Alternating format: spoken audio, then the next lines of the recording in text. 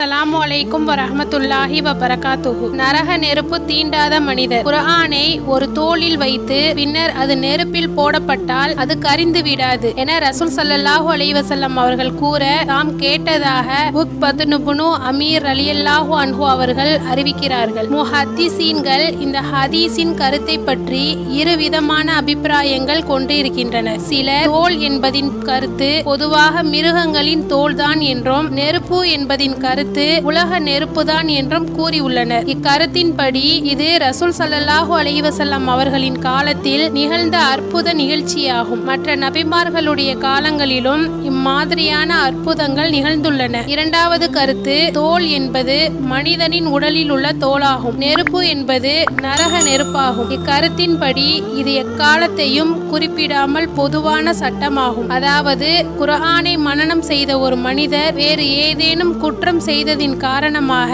நரகத்தில் போடப்பட்டாலும் அந்த நரக நெருப்பு அவருக்கு எவ்வித இடையூறும் செய்யாது என்பது கருத்தாகும். இதனை வலியுறுத்தும் வகையில் மற்றொரு அறிவிப்பில் நரக நெருப்பு அவரை தொடாது என்று குறிப்பிடப்பட்டுள்ளது. ஹஜ்ரத் அபு உமாமா ரலியல்லாஹு அன்ஹு அவர்கள் அறிவித்துள்ளதாக அல்லாமா முல்லா அலி காரி ரஹ்மத்துல்லாஹி அலைஹி அவர்கள் ஷரஹு சுன்னா என்ற நூலில் குறிப்பிட்டுள்ள ஒரு ஹதீஸ் இந்த இரண்டாவது கருத்தையே வலியுறுத்துகிறது. அந்த ஹதீஸாவது, குர்ஆன் ஷரீஃபை மனனம் செய்யுங்கள், ஏனெனில் அல்லாஹுவின் திருவேதம் பாதுகாக்கப்பட்டிருக்கும் இதயத்தை அவன் வேதனை செய்ய மாட்டான். இந்த ஹதீஸின் மிக தெளிவாகவும் ஆதாரபூர்வமாகவும் அறிவிக்கப்பட்டுள்ளது. இஹ்யாவுடைய விரைவுரையில் ஹஜ்ரத் அலி ரலியல்லாஹு அன்ஹு அவர்கள் அறிவித்துள்ள ஒரு ஹதீஸை இமாம் தைலமி ரஹ்மத்துல்லாஹி அலைஹி அவர்கள் குறிப்பிடுவதாவது, பயங்கரமும் வெறிச்சியும் சூழ்ந்திருக்கும் கியாமத்து நாளில் அல்லாஹுடைய அர்ஷின் நிழலில் இருப்பவர்களின் பட்டியலில் குர்ஆனை தங்கள் நெஞ்சுகளில் சுமந்திருக்கும் ஹாஃபிஸ்களையும் குறிப்பிட்டுள்ளார்கள். அவர்கள்